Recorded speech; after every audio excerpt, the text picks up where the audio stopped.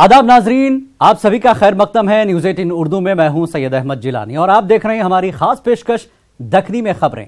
हम हर हफ्ते इस प्रोग्राम में आप लोगों को मुख्तलिफ और दिलचस्प खबरें दिखाते हैं। तो चलो शुरू करेंगे दखनी में खबरें।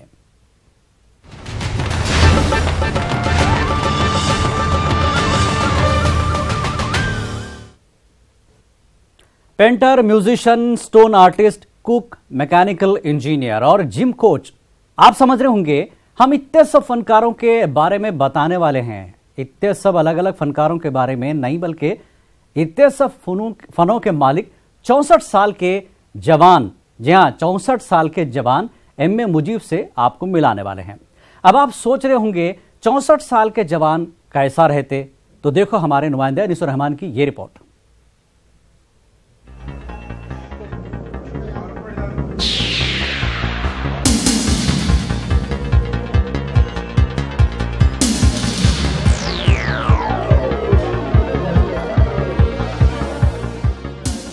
हैदराबाद के इलाके टोली चौकी में एक जिम है। ये जिम के ट्रेनर एम.ए. मुजीब हैं। इनकी उम्र 64 साल है, मगर इनको देख के कोई भी बोल नहीं सकता इन इतनी बड़ी उम्र के है। साठा पाठा बोले जैसा है। इन 64 साल में भी जवान दिल, जवान जिस्म और जवान सूरत बने हुए हैं। एम.ए. मुजीब तकरीबन 50 सालों से मुसलसल वर्जिश करते हुए अपने आप को एक मिसाली शख्सियत बनाने में कामयाब हो गए। ये हमारे स्कूल से कल्चर था। स्कूल में 2 घंटे का पीरियड होता था। इसमें हमारे फिज़िकल मास्टर रहते थे, वो इंसाइक्लोपीडिया ऑफ बॉडी बिल्डिंग की ट्रेनिंग देते थे विद थ्योरी। तो वहीं से हमको शौक़ हुआ। मैं 15 साल की उम्र से इस फील्ड में बिज़ी हूँ, एजुकेशन हासिल करते हुए। हेल्थ फिटनेस ऐसा ही नहीं होगा।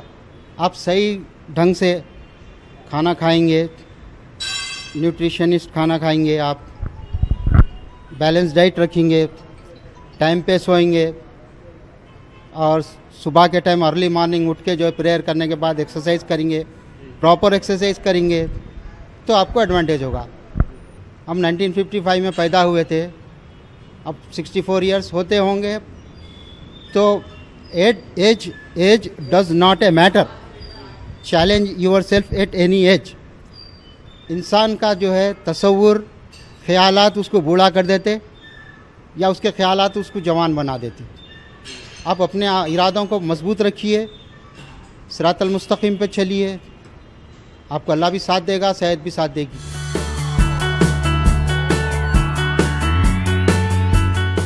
एम.ए. मुजीब को पकाने का शौक है, मगर बेतुके पने से खाने का शौक नहीं है। नाश्ते में तो इन्हों सिर्फ कच्चे तरकारियां खाते।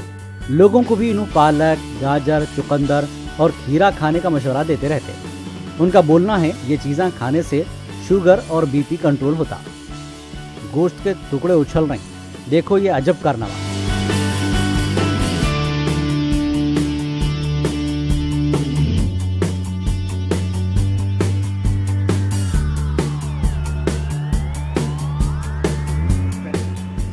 Trainer MA. मुजीब की ट्रेनिंग के अंदाज में अपनायत है। इस वास्ते इनके शागिर्दां बहुत जल्दी बहुत कुछ सीख लेते हैं।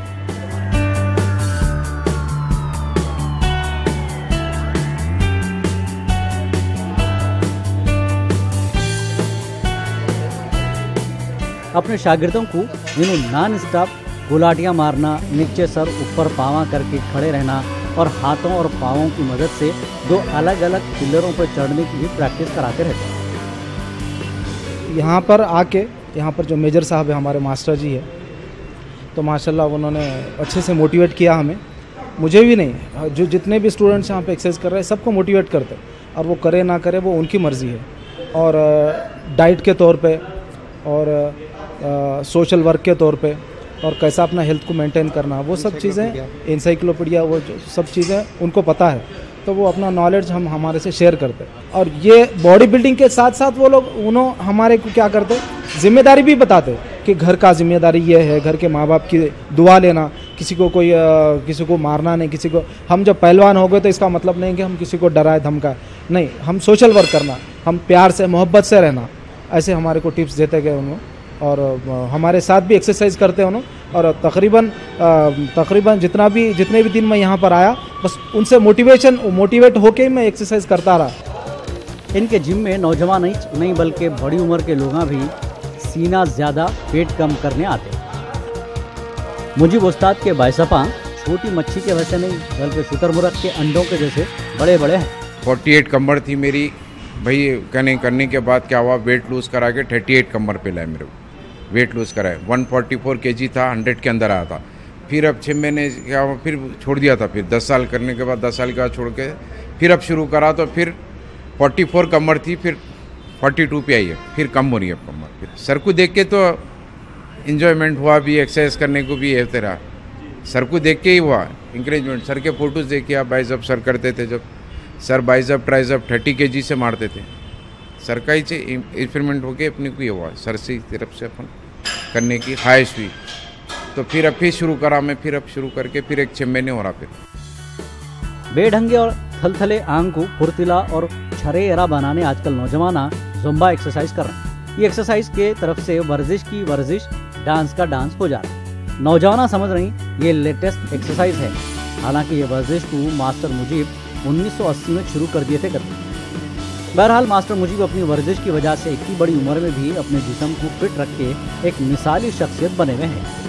इन नौजवानों को ताकत के पाउडर से बचो बोल के हिदायत दी है, इससे जिस्म खाली उग्गे फुले जैसा फुल जाता। वर्जिश से एम मुजीब जिस्म को तो जवान बना लिए, सूरत को जवान रखने क्या करेगी। हो सकता दूसरों का भला चाहने की वजह से कुदरत इनके चेहरे की ताजगी खत्म होने नहीं देरी होंगी। Bureau report, news 18 Urdu. तो ये थे 64 साल के जवान पहलवान। अब डरपुक डाकुओं की बात देखो। गधे की आंख पे काले पीले लकीरा खींच दिए तो उन्हें शेर नहीं बन जाता। वैसे काम चोरा काले कपड़े पहन लिए, मुंह पे ढाटे बंध लिए और हाथों में पिस्तौला पकड़ लिए तो डाकुआ नहीं बन जाते। नकली डाकुआ एक दुकानदार को लूटने जब पहुंचे तो क्या हुआ, आप भी देखो। बिहार डिस्ट्रिक्ट के भागलपुर शहर के खगड़िया के मानसी बाजार करने का एक दिलचस्प वाकया सीसीटीवी कैमरे में कैद हो गया। क्या हुआ बोले तो मानसी बाजार एक छोटा बाजार है। यहाँ पे मुंहों पे नकाब लगा के दो छिचोरे एक किराना शॉप में घुसे। वहाँ पे था सो एक बच्चे को पिस्तौल दिखा के ढकेले। बड़े बड़े शोरूमों में कारोबार नहीं है, ये तो मामूली दुकान है। दुकान का मालिक राजेश काउंटर पे सर को पकड़ के सोचते हुए बैठा था। लुटेरे राजेश को पिस्तौल दिखा के डराने की कोशिश करे और उनके साथ थी सो उजाड़ थैली में जो कुछ है डाल दियो बोले। राजेश से बहस करने लगे। इसके बाद डाकुआ बजाय हवाई फायरिंग करने के पिस्तौलों से राजेश को मारना शुरू कर दिए। डाकुओं की मिनमिनी आवाज और निढाल जिस्मों को देख के राजेश समझ गए ये डाकुआ नंगे पांव नहार पेट टपोरियां हैं। तंग आमद तो जंग आमद बोल के इन्हों काउंटर से जैसे बाहर निकले, दोनों डाकुआ दुकान से बाहर निकल गए। जाते जाते दुकान का दरवाजा बंद करते हुए इतना हैबत से भागे, वहाँ रखी हुई थी सो साइकिल को भी गिरा दिए। राजेश की दुकान में थे सो दूसरे लोग भी राजेश के साथ डाकुओं का पीछा करे, मगर डाकुआ भागने में कामयाब हो गए। दुकानदार राजेश की हिम्मत के सारे गांव वाले तारीफ कर रहे। Bureau report, news 18 Urdu. और अब इलेक्शन का मौसम है तो इलेक्शन की खबरें क्यों नहीं। इलेक्शन के मौके पे सोशल मीडिया की अहमियत को देखते हुए लीडर अपने मुंह मियां मिट्ठू बनने और सामने वाले को बदनाम करने सोशल मीडिया का ज्यादा से ज्यादा इस्तेमाल करते। लीडर अपनी हद में रहना बोल के आंध्र प्रदेश में पुलिस की एक स्पेशल टीम को तैयार करे और एक मॉनिटरिंग सेल कायम हुआ। देखो ये रिपोर्ट।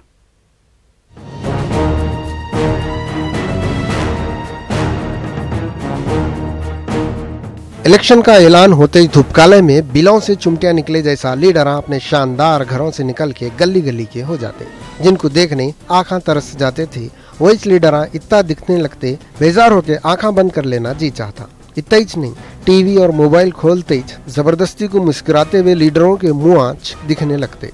आजकल सोशल मीडिया का दौर है, इस वास्ते इलेक्शन के मौके पे लीडर फेसबुक, ट्विटर और व्हाट्सएप के जरिए अपने आप को हीरो, सामने वाले को विलन साबित करने की कोशिश करते रहते। सियासी पार्टियां नई लीडर भी अपना अकाउंट बना के अपनी अहमियत बढ़ाने में लगे हुए हैं। खैर यहाँ तक तो बर्दाश्त कर सकते, मगर जो लीडर दूसरे लीडरों पे उल्टे सीधे इल्जाम लगा के उनको बदनाम करने की कोशिश करेंगे, इनके खिलाफ पुलिस जरूरी कार्रवाई करेंगी। साइबर क्राइम पे नजर रखने के वास्ते iGuard नाम का सॉफ्टवेयर भी तैयार करे। ये सॉफ्टवेयर के जरिए गलत सलत पोस्ट का जब का जबी सिग्नल मिल जाता, कहाँ से पोस्ट आया, कौन भेजा, कैसा भेजा, सब मालूम हो जाता। आंध्र प्रदेश के डिस्ट्रिक्ट कृष्णा में ये सॉफ्टवेयर को इस्तेमाल करते हुए साइबर क्राइम करे सो लीडरों की पुलिस वाले काउंसलिंग करे। पुलिस वालों का बोलना है मजहब के नाम पे सियासत करने वालों के खिलाफ आईपीसी के section 153A, IT act 66C और 67 के तहत केस बुक करेंगे। अखलाक से गिरे हुए एडवर्टाइजरों को रोकने पुलिस जितना हो सके कोशिश करेंगी करते। देखना है पुलिस अपनी कोशिश में कहां तक कामयाब होती। आखिर में जख्मी शायर हिमायतुल्लाह का एक खिता सुना के हम अपनी बात खत्म करना चाह रहे हैं। अजी कैसे लीडर थे नानी तुम्हारे, फिक्र कर को जनता की मर गए बेचारे, हमारे भी लीडर हैं गबरू निराले, डुबा डाले जनता को खुद हैं किनारे। Bureau report, news 18 Urdu. पहले जमाने में ताजो तख्त के वास्ते बाप बेटे में भी जंग होती थी। आज के दौर में इलेक्शन सीट के वास्ते आंध्र प्रदेश के हल्के लोकसभा अराकू में बाप बेटी में मुकाबला हो रहा। पेश है ये रिपोर्ट।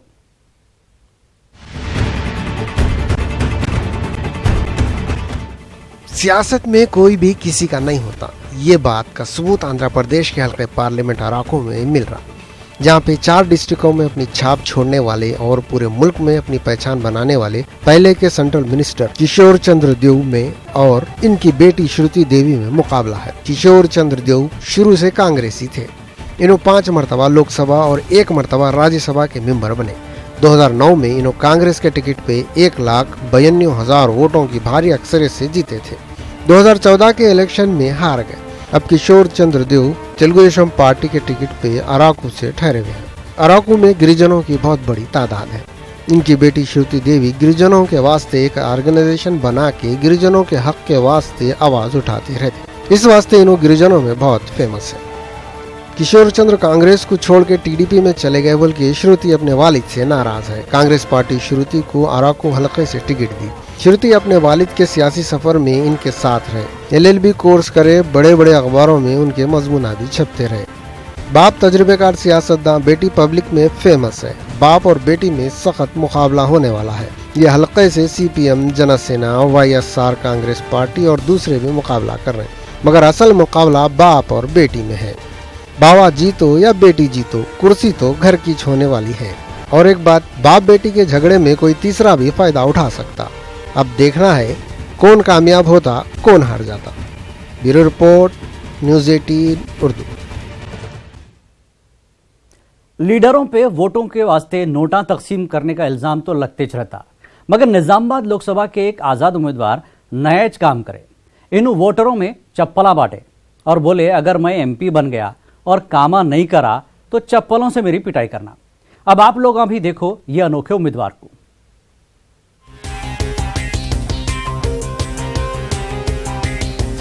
तेलंगाना के इलाके मेटपल्ली के रहने वाले अकुला हनुमंतलू निजामाबाद लोकसभा सीट के वास्ते आजाद उम्मीदवार के तौर पर किस्मत आजमा रहे। इन्हों ना तो वोटरों को नोटा दे रहे, न शराब पिला रहे, ना तो इन्हों ये सब बातों को पसंद करते। हनुमंतलू तो ये भी बोल रहे हैं लाखों करोड़ों खर्च करके इलेक्शन जीतने वाले पब्लिक की खिदमत करने के मकसद से नहीं आते, बल्कि दौलत कमाने आते। हनुमंतलू वोटरों में अपने इस्तीफे की कापी और चप्पल बांट रहे और बोल रहे हैं अगर मैं अपने एरिया को कामा नहीं करा तो स्पीकर को मेरा इस्तीफा भेजना और मेरे को मेरी दी हुई चप्पल से मारना। हनुमंतलू 2018 में कोरटला असेंबली सीट के वास्ते मुकाबला करे थे, मगर ना तो इनको MLA बनने की आरजू पूरी हुई, ना तो काम नहीं करके चप्पल खाने की ख्वाहिश पूरी हुई। असेंबली इलेक्शन में इनको 179 वोटा मिले थे। पार्लियामेंट के इलेक्शन में कितने मिलते कि बोल नहीं सकते। निजामाबाद लोकसभा का हलका तेलंगाना का अहम हलका है। यहाँ से चीफ मिनिस्टर के चंद्रशेखर राव की बेटी कविता TRS से, मधु याष्की गौड़ कांग्रेस से और D अरविंद BJP से ठहरे हुए हैं। इसके अलावा ये हलके से कित्ते की केसाना भी नाम दाखिल करे हुए हैं। ये सब में अकुला हनुमंतलू भी किस्मत आजमाना चाह रहे हैं। आगे चल के इन्हों खुद की पार्टी बनाना भी चाह रहे हैं। अगर मौका मिला तो इन्हों अपनी पार्टी का निशान चप्पल रखना चाह रहे हैं। उनकी पार्टी के जो लोग पब्लिक के कामा नहीं करेंगे उनको चप्पल मार के पार्टी से निकाल देंगे कहते। बहरहाल ख्याल तो अनोखा है। इनके ख्याल से कितने लोग मुतासिर हो जाए ये तो वक्त ही बताएंगा। Bureau report, news 18 Urdu. एक अनार 100 बीमार, ये मुहावरा तो आप सुने होंगे। एक अनार रहा 100 बीमारा भी रहे तो अनार के दानों को बांट सकते हैं, मगर सीट एक रही और उम्मीदवार 185 रहे तो क्या कर सकते। हल्का लोकसभा निजामाबाद से कितने की किसान आजाद उम्मीदवार की हैसियत से अपने पर्चे दाखिल करें। पेश है ये रिपोर्ट।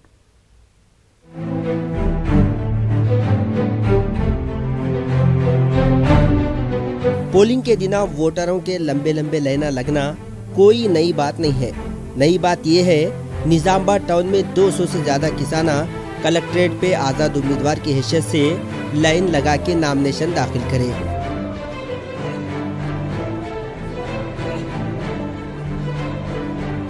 निजामाबाद लोकसभा सीट के वास्ते इतने किसान नामा लिखने आए बोल के पुलिस फोर्स बढ़ाना पड़ा।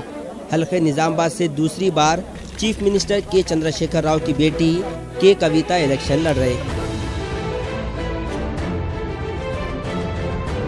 आजाद उम्मीदवार की हैसियत से नामा दाखिल करने वाले हल्दी, जवार और गन्ने की काश्त करने वाले किसान हैं। ये लोग सेंटर की हुकूमत और स्टेट की हुकूमत पे इल्जाम लगाए कि दोनों हुकूमत इनके फायदे का ख्याल नहीं रख रहे और हल्दी बोर्ड कायम करने में दिलचस्पी नहीं ले रहे। हल्के लोकसभा निजामाबाद से सियासी पार्टियों के लीडर और दूसरे आजाद उम्मीदवार ठहरे। ये सब लोगों के इम्तियाजी निशान देखते देखते ऐनकों के नंबर बढ़ जाएंगे, मगर लाइन आगे बढ़ना मुश्किल रहेगा। नन्ही मुन्नी जान इलेक्ट्रॉनिक वोटिंग मशीन इतने उम्मीदवारों को बर्दाश्त भी नहीं कर सकता। इस वास्ते हो सकता बैलेट पेपर का इस्तेमाल करना पड़ेगा। बहरहाल कुछ भी हो, निजामाबाद लोकसभा का इलेक्शन दूसरे हल्के के इलेक्शन से अलग और दिलचस्प होगा, ऐसा मालूम हो रहा। Bureau report, news 18 Urdu. और अब आखिर में आपकी मुलाकात कराएंगे हैदराबाद के तंजो मिजाज के मशहूर शायर मुनव्वर अली मुख्तसर से। हमारे नुमाइंदा अनीसुर रहमान खान को मुनव्वर अली मुख्तसर लोकसभा इलेक्शन पे खुद उनका कलाम सुनाए। सुनो उनका कलाम। दक्कनी स्पेशल बुलेटिन में आज हम आपको एक ऐसी शख्सियत से मुतारिफ करवाएंगे जो दक्कनी तंजो मिजाह की मुख्तसर लेकिन बहुत ही मुफीद शख्सियत समझी जाती है। मेरी मुराद है मुनव्वर अली मुख्तसर साहब से।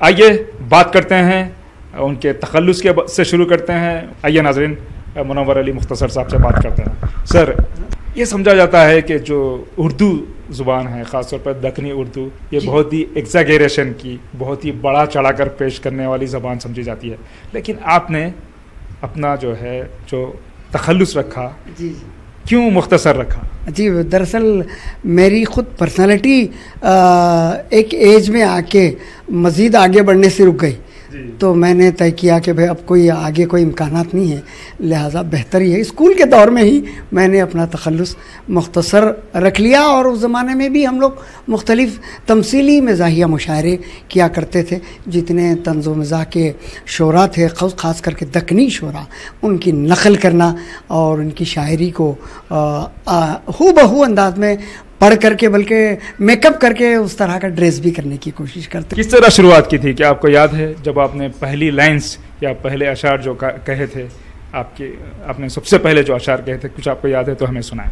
हो मुख्तसर मगर मेरी आदत बुरी नहीं, हो मुख्तसर मगर मेरी आदत बुरी नहीं, शर्मिंदगी किसी से भी मिलकर हुई नहीं, जो भी मिला है वो मेरे कद से बड़ा मिला, अल्लाह का फजल है मेरी गर्दन झुकी नहीं। सर, अभी इलेक्शंस आने वाले हैं, जी। कुछ आपने इलेक्शंस पर या सियासतदानों पर कुछ लिखा हो तो वो भी सुनाइए, क्योंकि मौसम कुछ इस तरह का है कि लोग सुनना पसंद करते हैं। भाई, अभी हालात हाज़रा मतलब ये कि इलेक्शन होने वाले हैं अभी करीब में, MP इलेक्शन, तो उस सिलसिले में चंद एक पैरोडी है।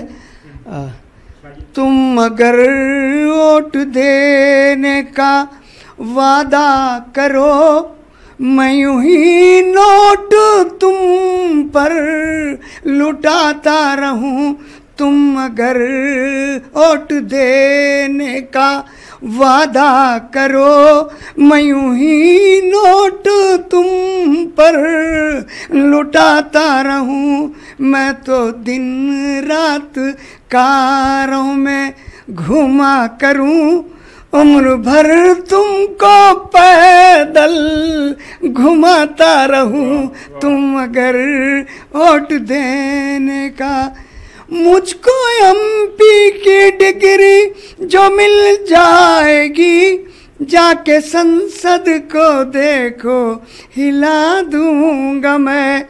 मुझको एमपी की डिग्री जो मिल जाएगी, जाके संसद को देखो हिला दूंगा मैं। कोई जिलास चलने ना देकर कभी, कोई जिलास चलने ना देकर कभी, वक्त संसद का यूं ही गवाता रहूं। तुम अगर वोट देने का तुम ना समझो तुम्हारा मुकद्दर हूँ मैं समझता हूँ तुम मेरी तकदीर हो। तुम मेरे घर के चक्कर लगाते रहो, तुम मेरे घर के चक्कर लगाते रहो, मैं तुम्हें रोज यूं ही फिराता रहूं, मैं तुम्हें रोज यूं ही फिराता रहूं। दाल मेरी हमेशा ही गलती रहे, क़त्ल गारत गरी यूं ही चलती रहे। धर्म और दीन के नाम पर मैं सदा भोली जनता को यूं ही लड़ाता रहूं, भोली जनता को यूं ही।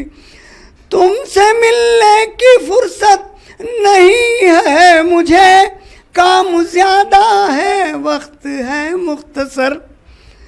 तुमसे मिलने की फुर्सत नहीं है मुझे, काम ज्यादा है और वक्त है मुख्तसर।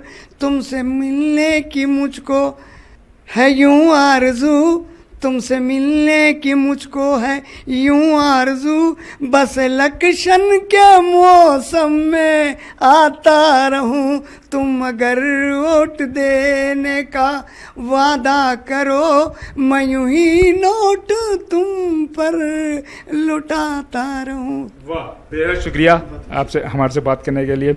नाजरीन, हम बात कर रहे थे दक्नी तंज़ो बिदा की मुख्तसर लेकिन बुलंद शख्सियत मुनव्वर अली मुख्तसर साहब से। कैमरामैन मनीष के साथ मैं अनीसुर रहमान आपसे इजाज़त चाहता हूँ। खुदा हाफिज़। तो दक्नी खबरों में फिलहाल इतना ही। अगले हफ्ते आपसे फिर मुलाकात करेंगे। आदाब।